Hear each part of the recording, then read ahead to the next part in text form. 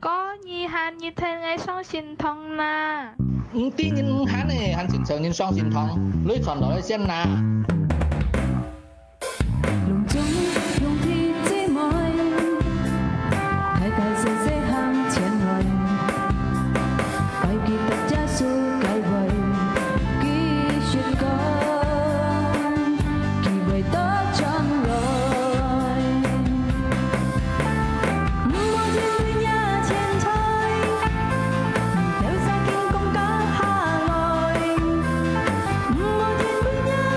天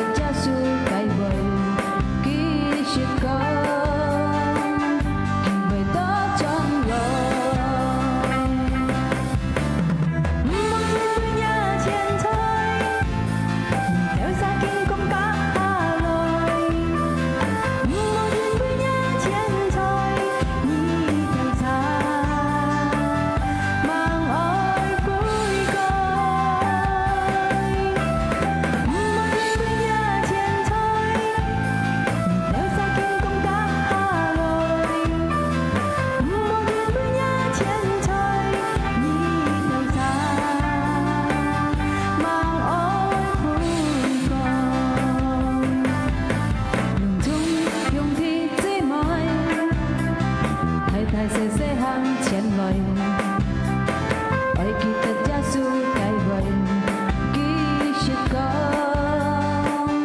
kỳ vậy ta chọn gọi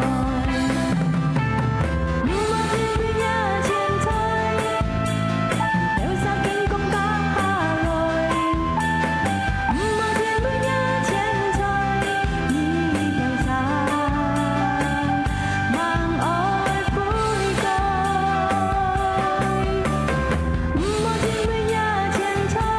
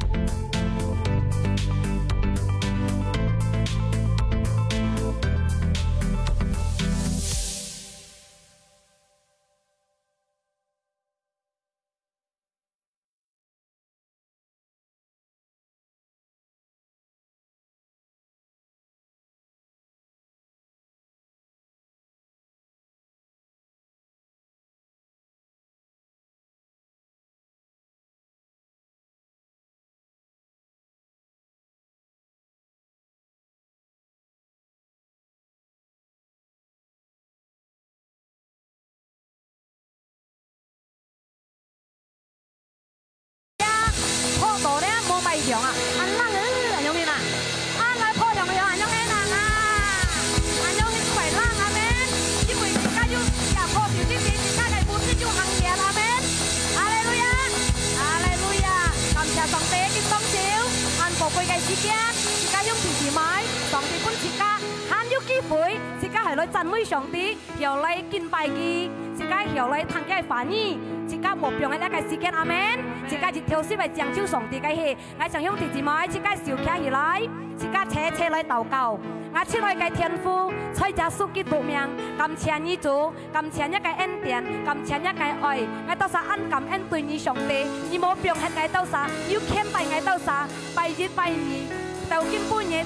拜了上帝嘅喺度撒同齊，喺度撒安感恩上帝，見光照能喺度撒，但係都看顧嘅心嚟到一個面前，喺度撒強喺度嘅笑，喺度嚟敬拜上帝，喺度嚟感恩對上帝，喺度嚟讚美上帝，因為上帝先本上喺度撒，上帝先本何罪喺度撒，我感謝耶穌耶穌上帝，喺度撒兄弟姊妹，喺度撒相信見光照，大家嘅善者，大家嘅提幫我，只有發生不平嘅上帝做善者。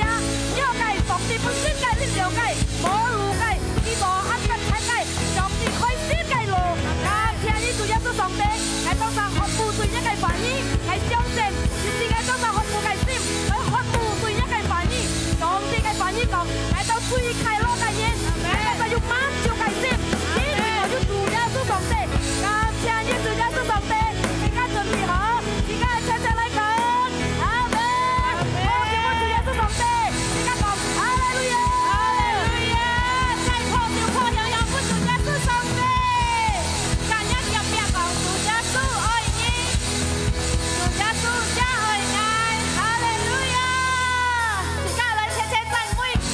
拜上帝。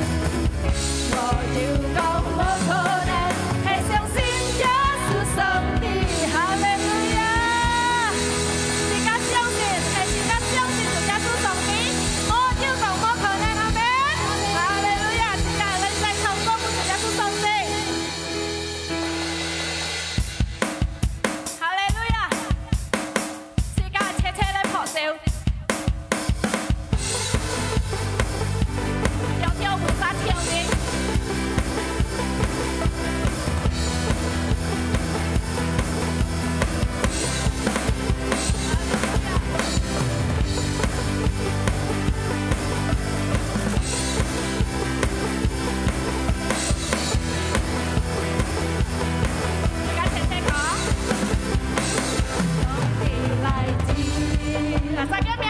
家属叫名字，一直好。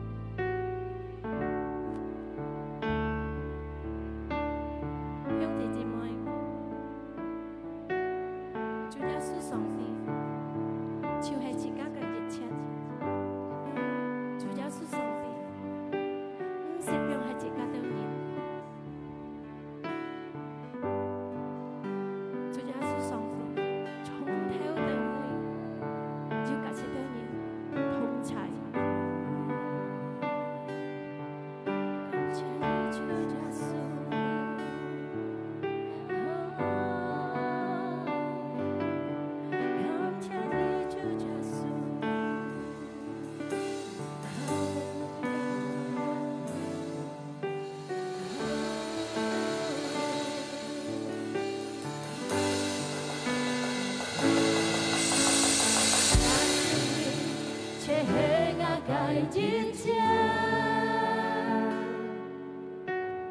cha su ni che he nga cái chiến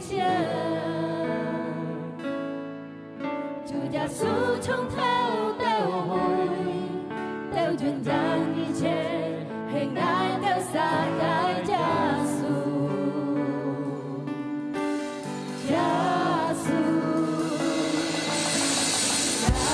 ni che he nga cái chiến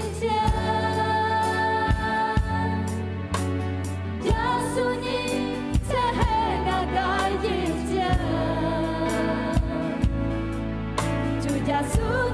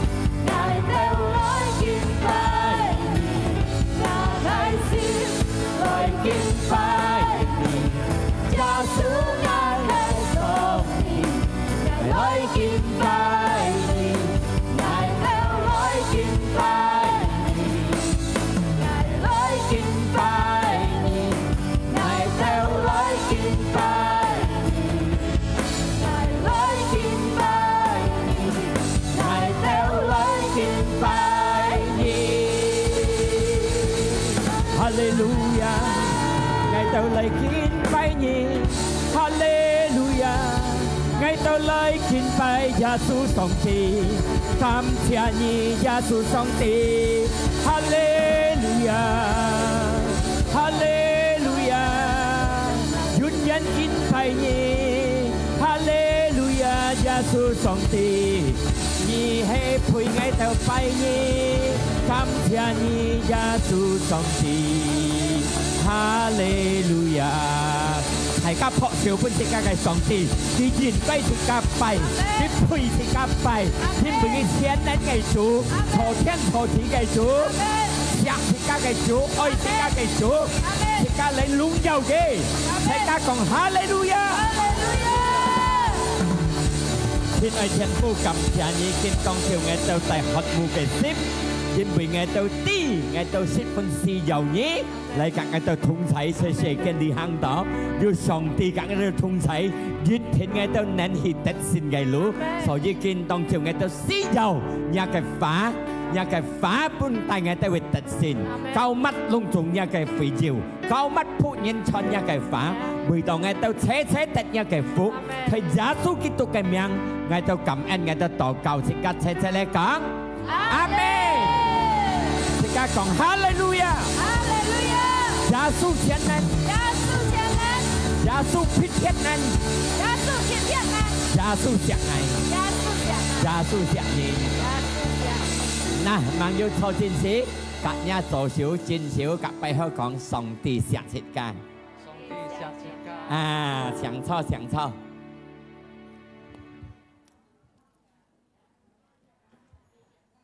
太平安嗱隆重要戰線要開啦要獻詞撲下笑向向本上帝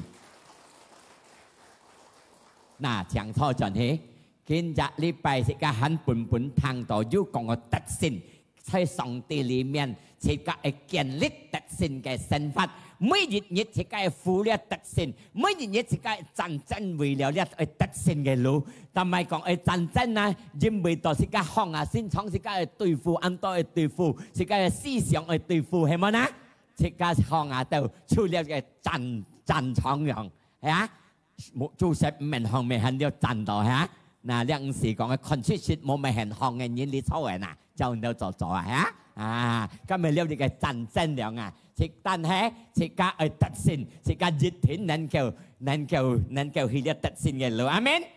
嗱，是個本嘢講嘅建立特性嘅身份，人本原來是個建立特性身份啊，因為到出是個嘅身份中啊，每日啊是個了一個比賽細走樣，兄弟姊妹識看人比賽細走嗎？biasa kan saya jauh dịch thầy ban nhìn bị saya jauh tan hay thế dịch trả chẳng kèm tổ thì dịch miếng ngắn kèm thì dịch mang thì tật chẳng ngắn tật tổ theo chẳng có liệu nhị chẳng xăm chẳng ngắn nà cái tao chỉ saya jauh tật chẳng cái chẳng cái tật chẳng cái mê dùn kiểu cái chèm xí cái tan hay thì các cái sân phát đều bị saya jauh tật chẳng cái con tật tổ song ti cái dùn giờ này còn miền amen上帝特獎本是個特獎特遠人嚟，唔像啲世間啲特獎嘅。嗱，而家嚟看呢個經節出呢個1哥林多9:24節，1 Korintus 9:24節一個經節咁樣講到，你唔啲係冇，你是門一個別，你唔啲係冇你講。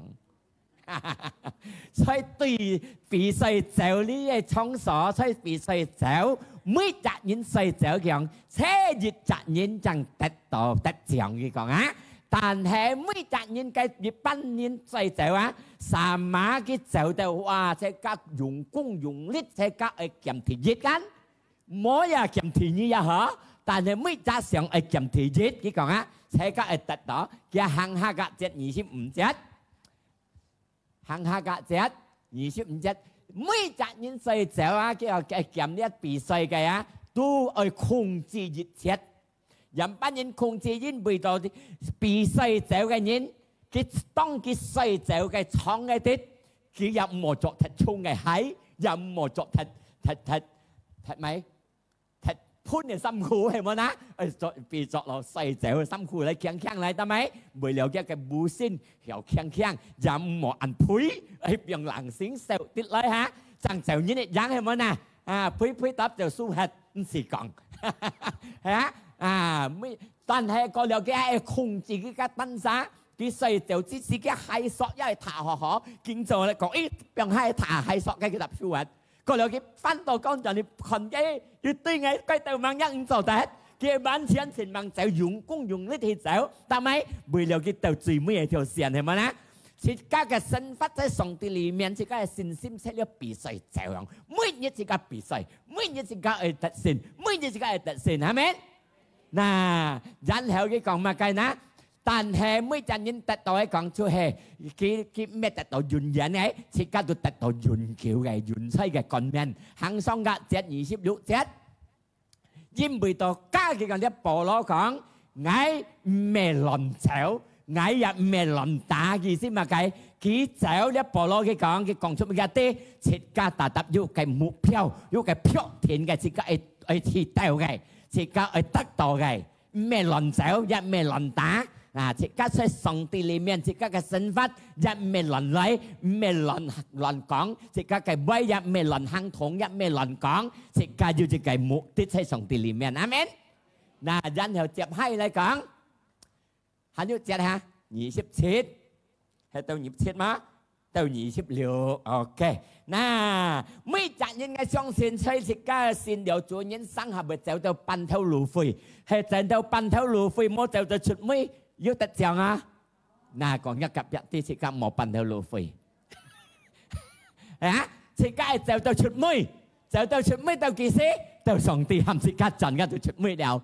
嗱，自家走到出尾，上帝喊自家賺，自家嘅信心唔冇弱，係冇辦路點乜？阿們。嗱，因為呢個身法，呢個世間行到社會，自家每日乜嘅按多係攞自家辦到路費，係攞自家冇走到出尾。但係講自家要上帝裡面，自家依靠主，唔係依靠單晒嘅能力，唔係依靠單晒嘅聰明，自家依靠聖靈呢個嘅統裁，一天自家就會掉出尾。真是沙哩嘅看到假白沙哩講千沙哩咧，落水嚇，冇咪要叻嚇。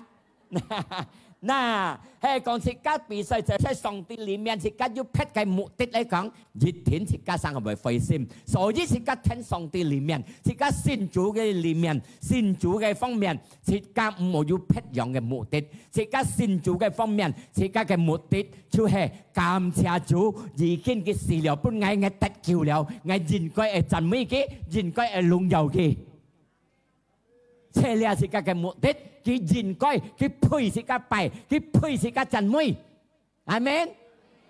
日團福音講簽上帝嘅天結，然後隆重嘅證交滿自家，自家嚟上帝嘅面前，咩先簽嘅哦？我簽主拜主，我嘅家庭先平安，我嘅農百姓盤盤，我嘅頭路先好，更是講叫做半夜。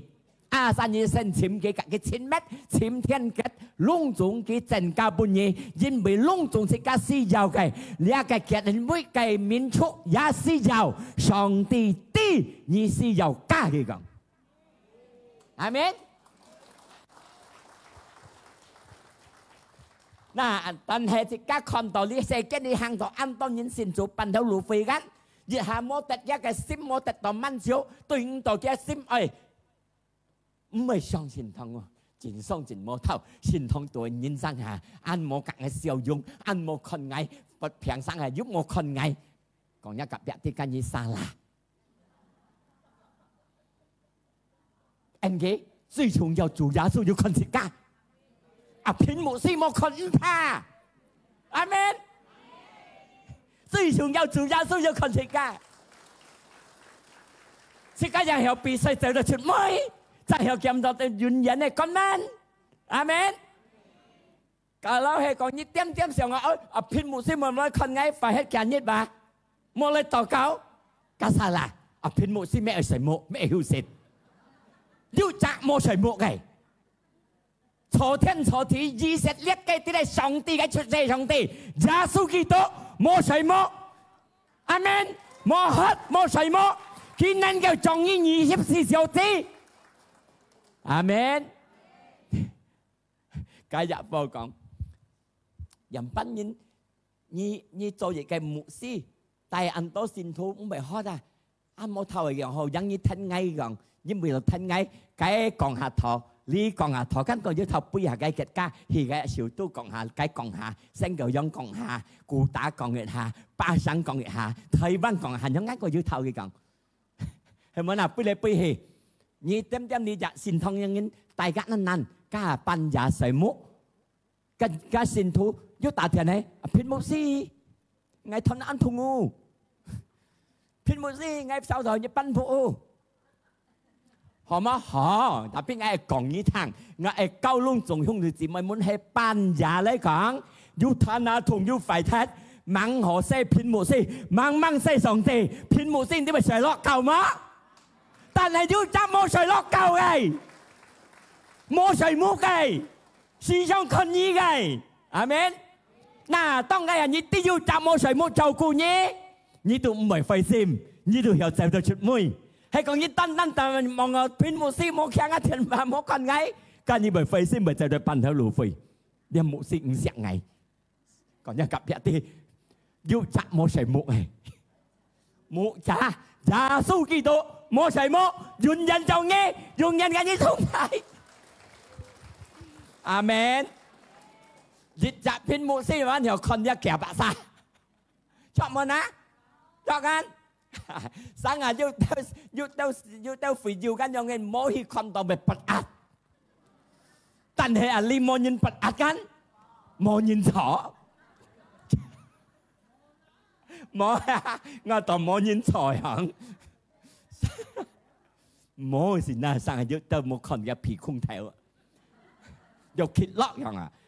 起碼下破啊行，起碼下別行，聖誕嘅破行嚟，個係聖誕要簽係未水信。阿里莫阿里嘅可能每日水爛應核，即刻特先人人水爛應核，見當就你錯打，上帝祝福。阿門。嗱，講起。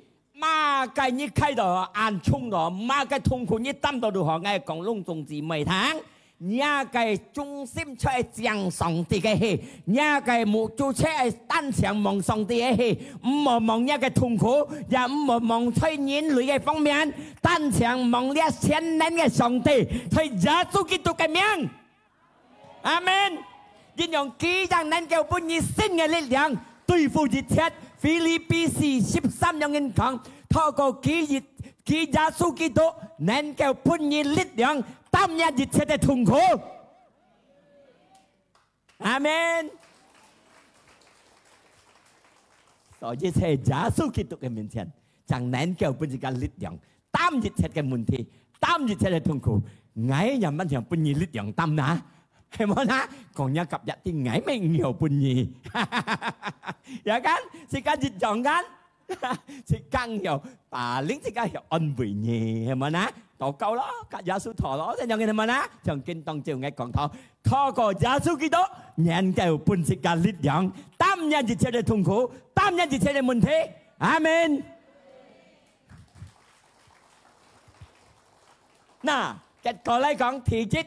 ที่ไอ้กองทีจิตยำปั้นยันสิกาเลยเรียกเกณฑ์ลิตตัดสินในสันฟัดนะยำปั้นยันเลยฟูเรียไม่ยันสิกาหยอกตัดสินนะตุยยี่จิตเช็ดลุงจงจิตเช็ดนะทีจิตเลยของทอดเท็ดลุงจงไงชุ่มตั้มใครต่อไงกะสิกา嘅取ทอดเท็ด嘅25做錯แล้วphạm上帝嘅命令唔好拿嚟做แล้วลุงจงยี่ตั้มต่อ嘅ชุ่มตั้มมาไงอยาก嘅ฝันเนาะอยาก嘅痛苦อยาก嘅擔心邊係嘅睇身要扎兄弟講，我係心中唔有快樂，唔有歡喜，要開到啲煩惱，開到啲前途，拖得嘅一個聖經格講我經下體質，隆重要開到嘅拖得嘅，一心中努力知道乜嘢唔甜嘅，乜嘢驚嘅，乜嘢準嘅，乜嘢煩嘅，拖得嘅邊係嘅，體質超講我邊係嘅，還要自己做到犯上帝嘅命令。邊一嘅唔好做，阿門，哈利路亞！即刻看嘅經節阿邊講到， Hi ba lấy su Ibrani ship nhị thì giết cái á chết nhau nhân còn đó. Jin bùi đó thịt cá ăn tàu chín nhiên, trong dún lăng tàu tin tin chọn thịt cá lên hết, lấy lung dùng thịt cá, thoát hết giết chết cái thùng khổ, giết chết cái phân nó, giết chết cái bẹt xét thoát hết cái. Amen. Lung dùng chuối, cho cái, tôi phản tôi trong tôi mình lên này, phản tôi trong tôi cái mình lên, lăn thịt cá thì tật xin cái, thoát hết cái. Xin kinh講，睇得嘅用功嚟去對戰，用功嚟去洗走，用功一個信心去點點前進，用功嚟對付一切，切間能夠得勝。阿們，因為到呢戰爭每日人去經過嘅，話接呢講，冇要講冇經過，每日人射箭喺度熱天要經過，煩惱痛苦不實問題。trung tâm chuối luôn chúng sẽ cả bài tâm đó bài lấy tàu sẽ cả cái miền chân但係信經告白sẽ cả luôn chúng lăn sẽ cả tật sin lăn sẽ cả tật chân sin cái thoát hết cái amen biểu hết cái một như cái khai yêu cái故事nhau nghiên講đó dịch chặt lò bạc khai chiao mới còn khai chiao na khai chiao vắt mày chiao vắt như mày chiao vắt đi à我跟接下來係要事講個教屈嘅故事。開兩日教屈一陣啲開嘢江水日開教屈嘢湯咧喎，開你呢啲深度開到布條米，一陣人阿肥都作差，佢係木差，要自己上去，嗰你去背，咪教屈布條嚟上阿木差，叫到上到木差去。上去搏叉等，阿肥都冇多士ลิ้น都帶人去行嘛。但係呢隻硬啲係唔係人安度，開人就屈上去叉等開人啊，嗰度表一句吧，很開，就冇多在意吧。那在兩人世界在上帝裡面，在上帝裡面，他哋嘅要上帝大家開，阿神要親密格嘅，阿門。你日課揼了阿肥叉坐低布條人開你明衝，講一個別啲冇點點開，一講係乜計？結心唔甘人嘅心，唔有人用人嘅心，壓人嘅心，逼失痛苦，講一個別啲拖出去，병係冇嘅避，冇嘅開，分明。พ่อเสือเป็นเจอกินเจ็ดก่อนที่การสิข้าอันต่อจินยินก่อนที่การเดี๋ยวยุ่นอันต่อสอยยี่ลีเดี๋ยวโจชุยไงทอดได้ทีก่อนจะกับแบบที่หมดใจโจชุยตันสาตีอาเมนBiang hai cái cao chóp bên chủ mẹ còn cao chóp bên chủ thì cả chiêu giàu cho mẹ còn xong thì cả những cái chung chiêu cao phụ bên kia thì cả mày tin những mẹ gì thì cả thọ cái cao bên chủ ấy còn gì thì chủ cái thông thái chuyển cho thì cả như vậy做咯嚟前面cả chủ嚟陳威嘅cái聰明智慧ยังไม่落thì cái心中แต่要聰明智慧落thì cái心中嚟講要平安要快樂要真理帶你去得勝真理帶你脫離，阿門，哈利路亞。thì giết cái cái, đi à con thì nhỉ mà cái, thì nhỉ còn đâu mà cái, thì家間講我了比賽走，用功去比賽，用功去比賽意思用功嘅信心唔冇退步，也唔冇點hết前進。用功嘅比賽，日日人細走嘅人，佢係每日愛練嘛？每日愛練，biết雖然佢達有體熱了，達有獎了，兼有金杯了，下5年咧講佢翻細走，佢係練麼呐？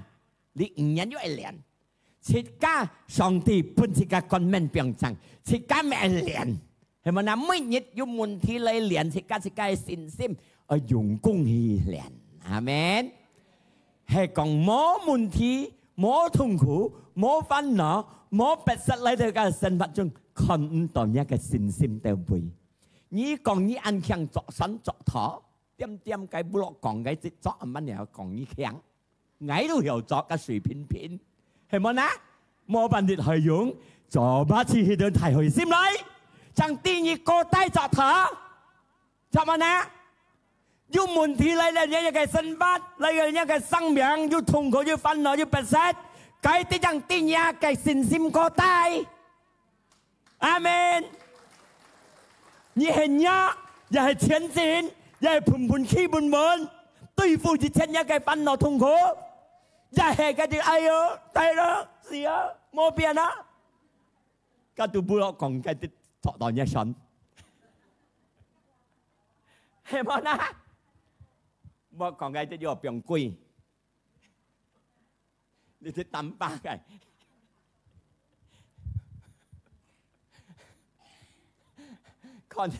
còn tiếc cái kinh chết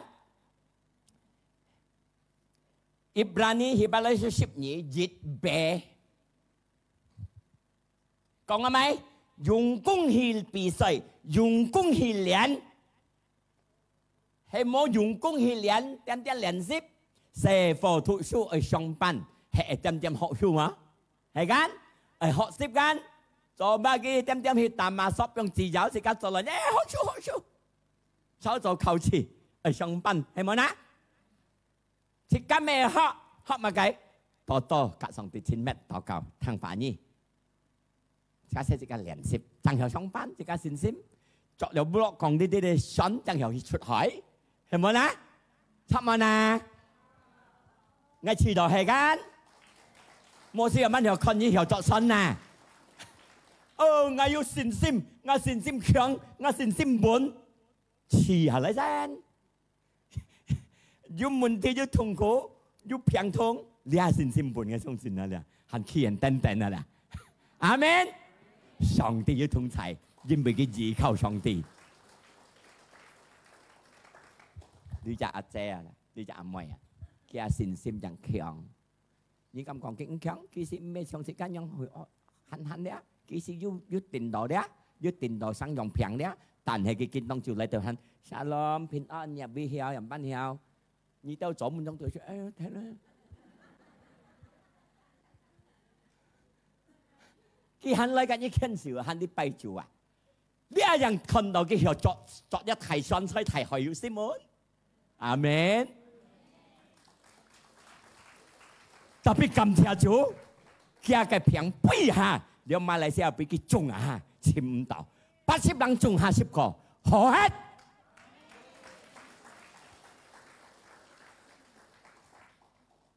透過這個信心，上帝就信任嘅，這個平上天對你提21也去差。比方80人砍，跌從11砍，加賺一去好超。阿門。信心能夠對上帝嘅信者發生。哈利路亞！哥羅西1:23，哥羅西1:23，因為到你係用功在嘅信心呢個方面，係盤滿，唔冇交通。因為到你係在用功，一天嘅用功在信心嘅裡面。盤係滿唔冇交通，甲唔冇定細走，在一個盼望對於耶穌基督，只係盼望在耶穌基督裡面，唔冇定細走，唔冇半日收費嘅憤怒痛苦變成細走，但係冇半日平痛細走，用功在信心裡的，只係能夠看上帝做先者，撲少半世界嘅主，阿門。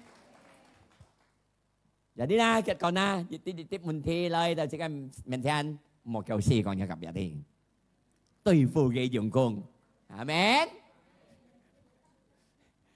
敢對付嘅，因為上帝要大家同齊，上帝要看顧，阿門。哈利路亞。呢日提到了提3有乜講到？嗱。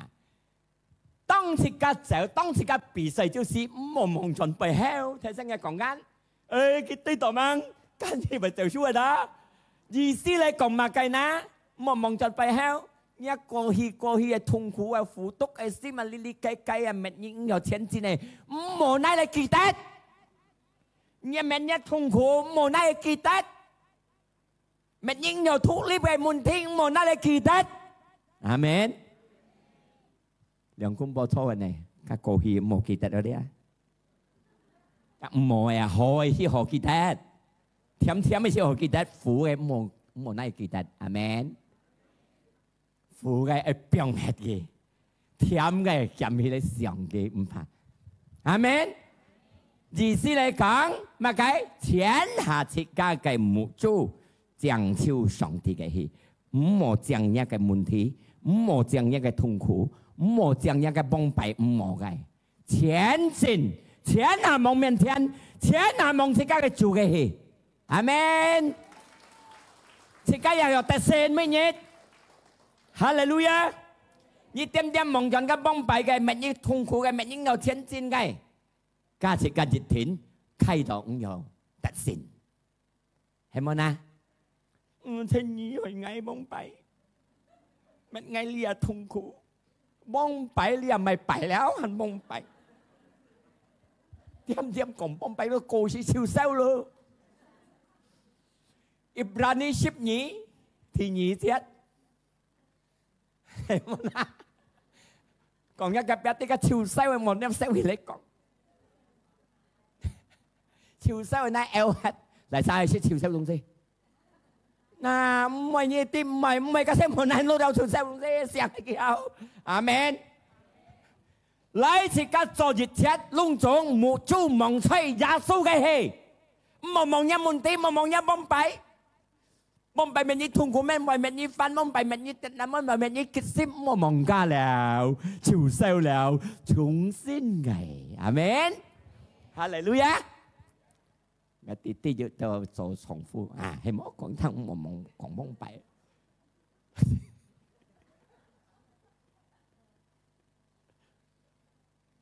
重複มามั่งของยาหล่อพอทางเงินบุคคาถ้าสนับพินกองมาเนาะยุคของกระบองไปไง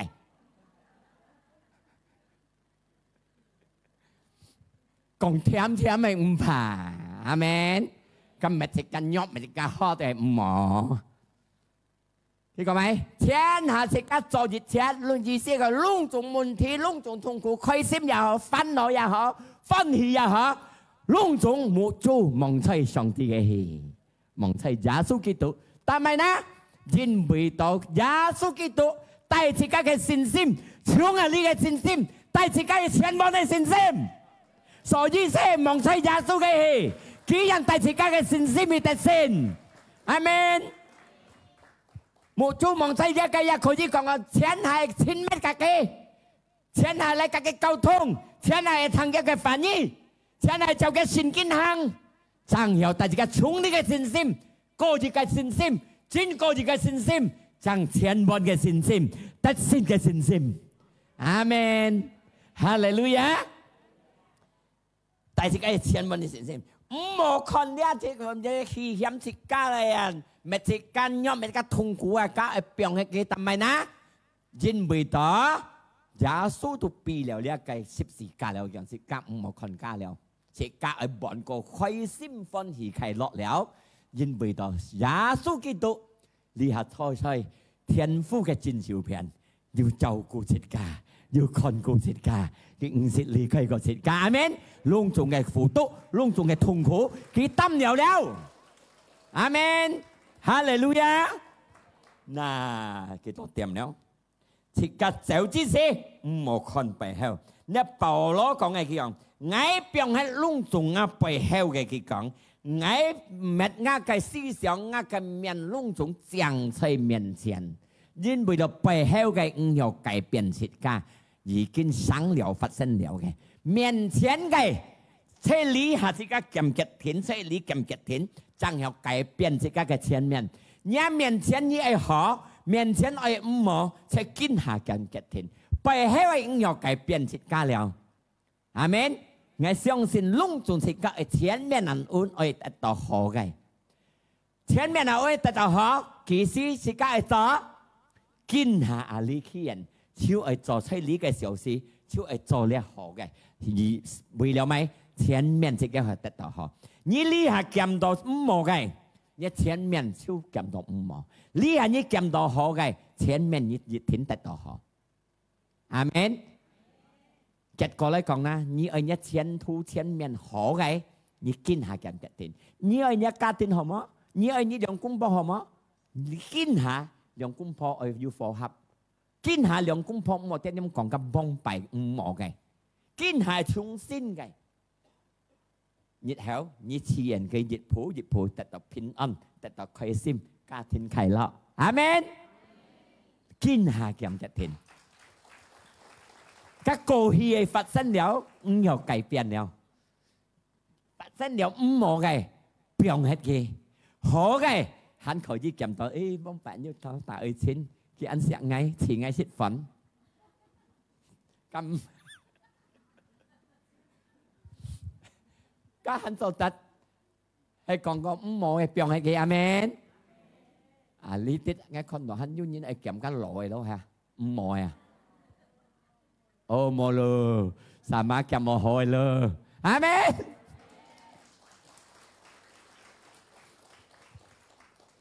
Chỉ cái tất nhiên là nhân chân hai kèm đó hôi. Amen. Kinh hà kèm kết thiên nhị ơi họ. Nhị à thiên thu nhị ơi họ. Nhị mồ con ai ồ. Hiểu ngô.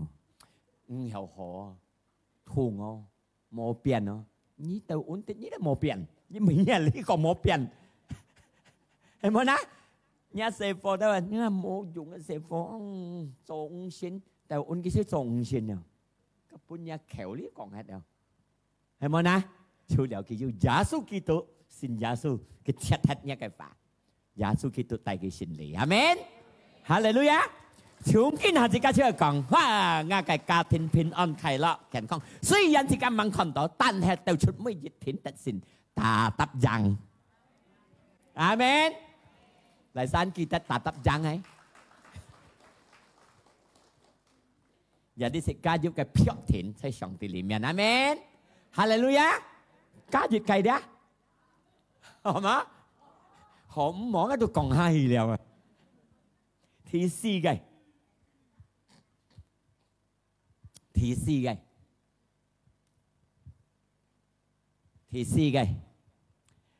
Long trọng dịch chết cái chính khóng sĩ sống ở kỳ tật mà nhé. Kỳ tật Giá Sư. Một kỳ tật các loại trên của nhà gặp bạc đi.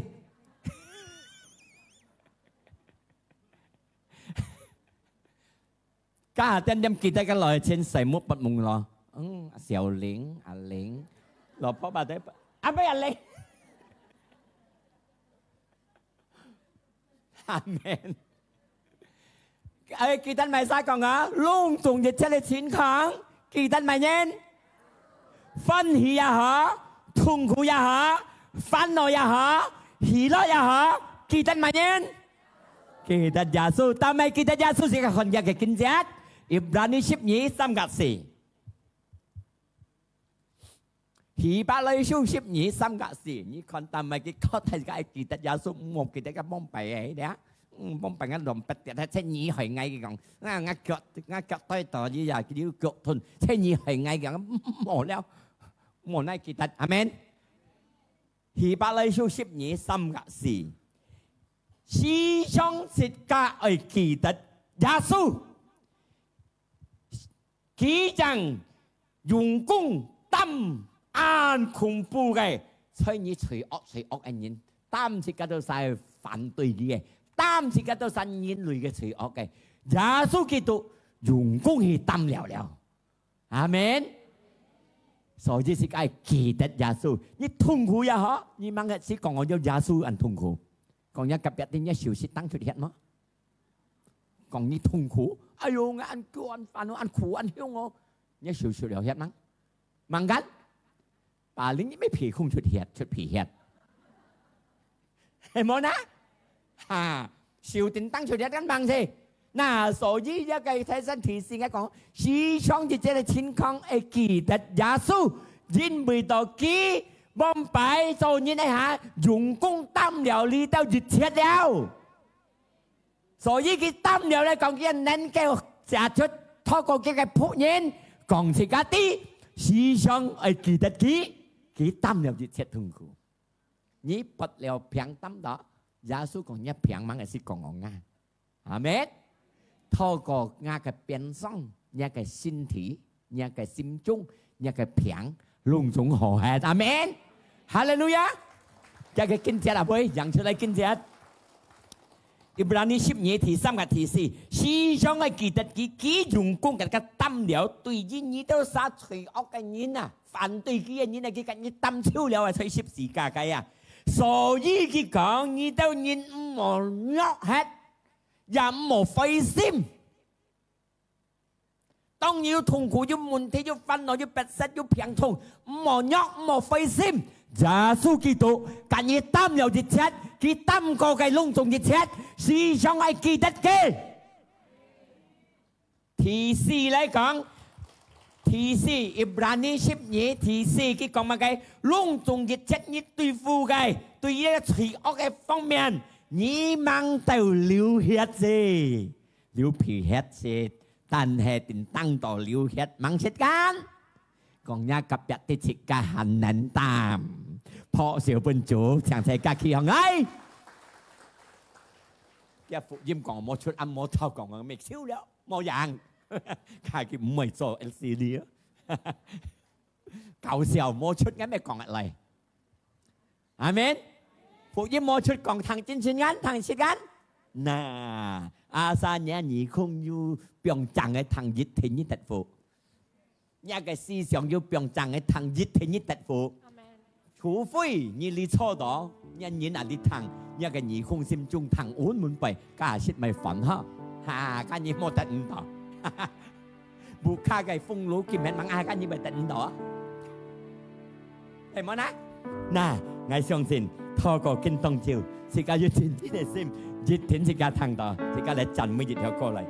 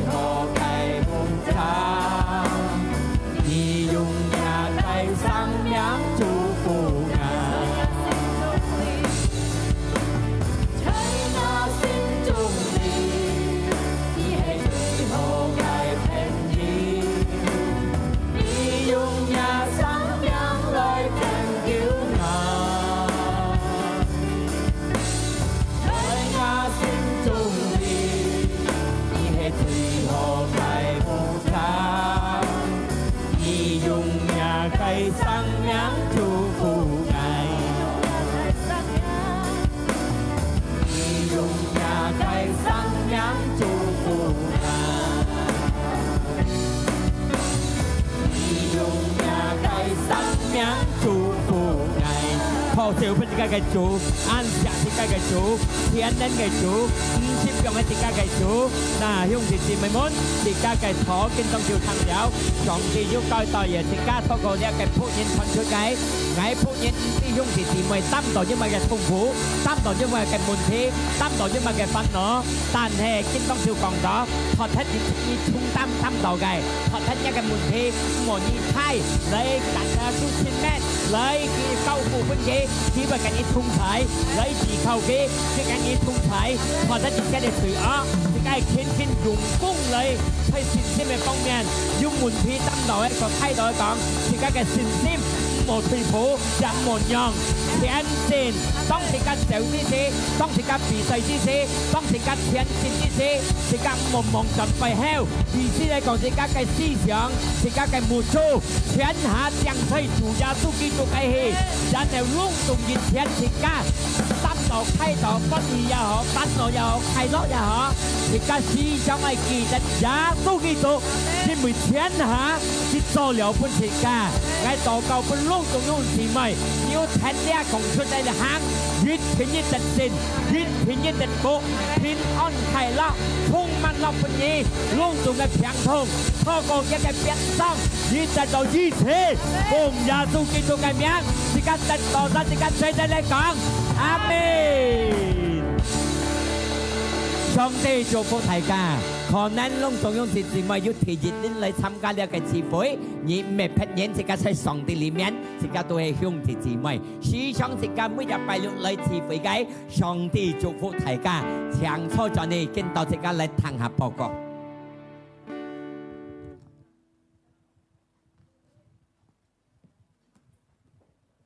OK， 報告招問題。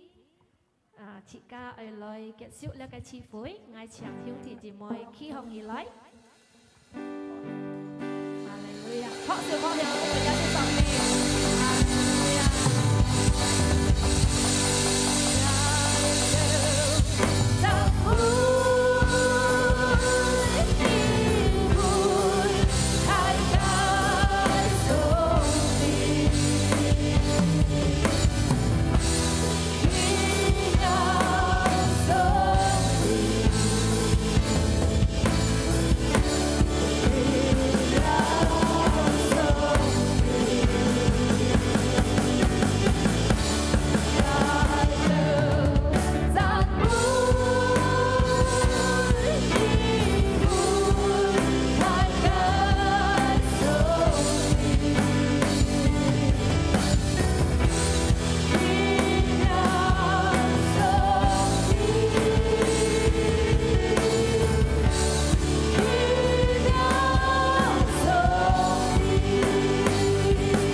小不是個奇妙上帝，天然的上帝，上帝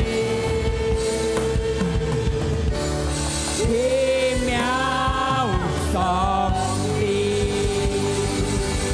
感謝你上帝，喺耶穌基督名，前年要聽大家嘅聚會，我都忙要盡之時，我都求日信心禱告，我都嘅奉獻，開一個奉獻我都帶。用我哋嘅切心帶嚟，我都感恩能叫你帶呢個奉獻，喺耶穌基督親上呢個奉獻，做主嘅工作喺裏。感謝你做家節當我都係真，我都相信神靈要解你同在。兄弟姊妹們，即刻企紅潮嚟，即刻嚟接一個天父嘅平安快樂健康充滿落本即刻，做耶穌唔切，讓喺即刻佢做出一個愛本即刻。是每人相信佢，就會得到永遠的生命。神靈時常勸大家，大家同在，帶自家去得勝嘅路。在耶穌基督嘅名，自家禱告，自家接到大家齊齊嚟講，阿門。上帝祝福大家。